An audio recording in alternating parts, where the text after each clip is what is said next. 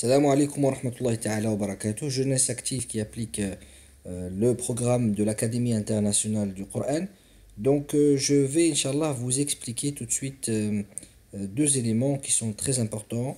Je vais commencer par le premier dans une seule vidéo et ensuite je vous ferai le second dans une autre vidéo. Donc, tout de suite, je reviens vers le dossier établi. Voilà, celui-ci. Hop.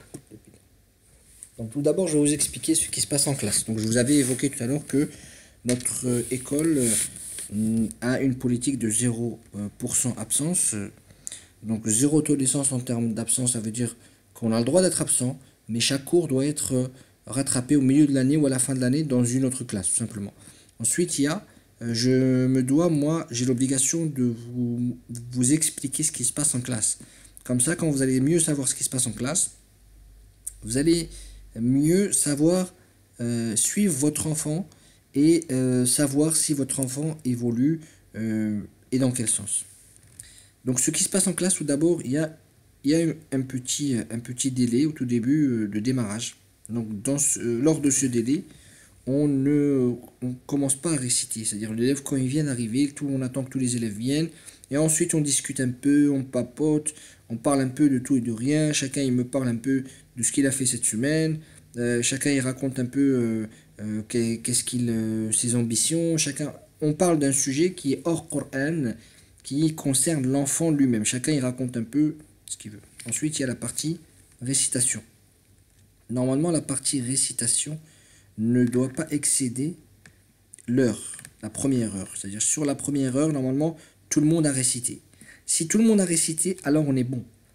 Si tout le monde n'a pas récité et qu'on transgresse sur la deuxième heure, alors on n'a pas été bon. Alors la classe n'a pas été dans les clous, simplement. Donc récitation, c'est-à-dire chaque élève vient l'un après l'autre. Donc ils font la queue leu. Je commence toujours par les plus novices. Et ensuite, je finis par les plus anciens, parce que les plus anciens, ils ont plus de boulot que les novices. Donc, ils profitent de ce temps-là, ces 30 minutes par exemple, pour pouvoir se préparer au mieux. Mais normalement, sachez que la préparation, ils auraient dû la faire à la maison et ils auraient dû la faire en classe. Je vous explique. Parce que justement, quand ils ont récité, ils se préparent pour la prochaine fois. Et quand ils se préparent pour la prochaine fois, donc c'est ici, c'est cette partie-là, c'est la deuxième heure. Normalement, ils doivent se préparer, ça veut dire en début de demi-heure, ils doivent déjà lire une fois, peut-être même ils auront l'occasion de revenir une deuxième fois pour me relire et être sûr que ce qu'ils vont me réciter est cohérent. Et ensuite, sur les 15 dernières minutes, je prends 15 minutes pour faire un bilan du cours avec chaque élève, que ce soit sur le comportement, mais surtout sur l'apprentissage. Et chaque élève repart avec des devoirs. Si un élève, je pose toujours la même question avant que les enfants sortent, est-ce que quelqu'un ne sait pas ce qu'il doit faire pour la prochaine fois? C'est la question que je pose à tout le monde. Donc maintenant qu'on a les carnets de suivi qui sont établis, donc alhamdulillah, chaque élève va savoir ses droits et devoirs et tout sera notifié, il n'y aura pas de feuilles volantes, etc. Voilà, donc ça c'est pour la première partie. Qu'est-ce qui vous attend maintenant? Je vais vous expliquer maintenant le schéma idéal à la maison. C'est ça que je vais vous expliquer.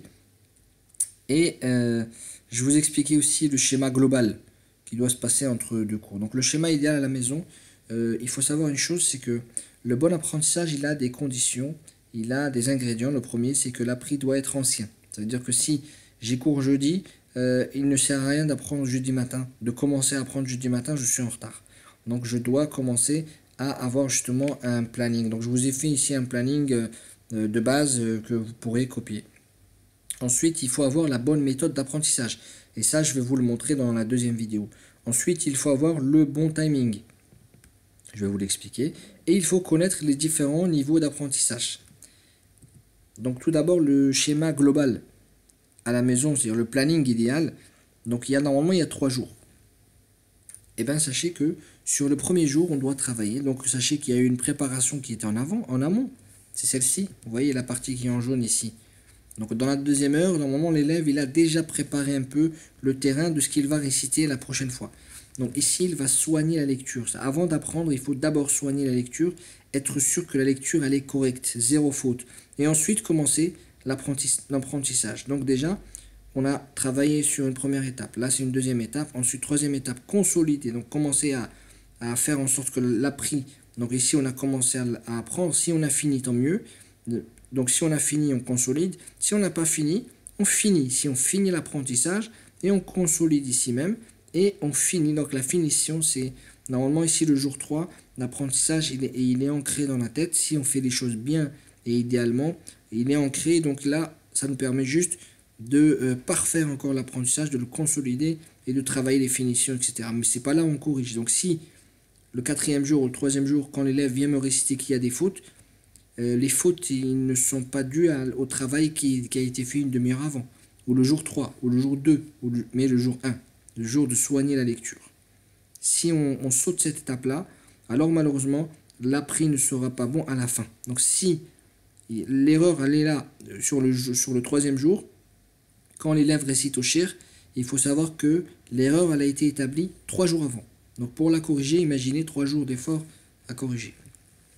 Donc là, ce que je vais vous expliquer tout de suite dans une autre vidéo, c'est la méthode d'apprentissage, Inch'Allah. La meilleure méthode et la plus simple, la meilleure méthode d'apprentissage que je vais vous expliquer, Inch'Allah, dans un instant. Wassalamu alaikum wa rahmatullahi ta'ala wa barakatuh.